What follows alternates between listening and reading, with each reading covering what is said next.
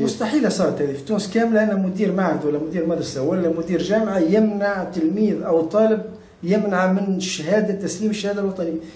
ثامر الميلادي مواطن من جرجيس، ولي التلميذة انتصار الميلادي وهي من الأوائل في معهد 2 مارس، معدلها في البكالوريا 15.50 والمعدل السنوي 16.97. بنتي الأولى هي وزميلتها بالتساوي، كل واحدة عندها معدل 16.97. المعهد أسند الجائزة للتلميذة الأخرى وبنتي ما أسندلهاش الجائزة. احتجت بنتي على الفيسبوك وطالبت بالعدل وبإسناد الجائزة، إلا أن المدير كافأها عوض أن يصلح الخطأ متاعها. امتنع اليوم 12 جويلية على تسليمها شهادة البكالوريا، وأقسم أن مش باش يسلمها لها أبدا.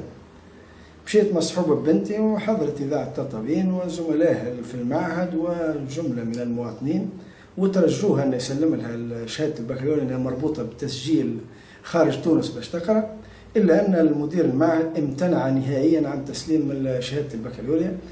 اتصلت بالمندوبية وكلفت محامي، وإن شاء الله باش نتبع الإجراءات القانونية، ونطالب أني السيد المندوب الجهوي للتربية باتخاذ الإجراء اللازم، والسيد وزير التربية بالتدخل العاجل لرفع المظلمة هذه عن بنتي لأنها تبكي وانهارت نفسيا.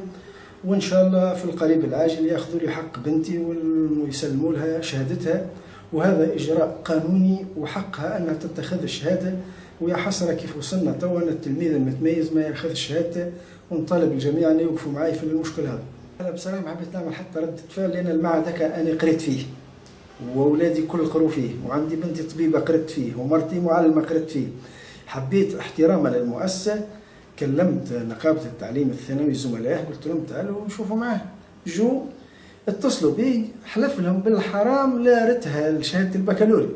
جي مدير معهد آخر ما اتصل به قال مانيش باش نعطيها لها. جميع الوساطات استنفذت، وهو حق مكتسب بنتي أنها تاخذ شهادتها. مستحيل كان وصلناه أنا ولا بنتي بحاجة، إلا أن في سبيل العنطرية مش عارفة كيفاش، الله أعلم شنو هي خلفياتها، مانيش عارفها.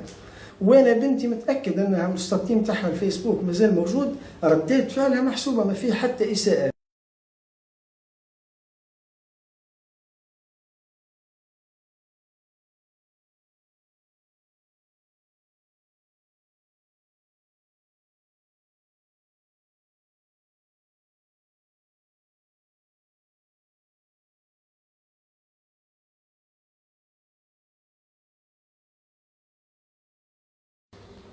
ونداء نوجه عاجل للسيد وزير التربية أن يسمع الحادثة هذه وأن ياخذ فيها تحقيق. وإذا كان بنتي غلطة ولا أني غلط نتحمل مسؤوليتي، وإذا كان هو غلط يتحمل مسؤوليته، والقانون ياخذ مجراه.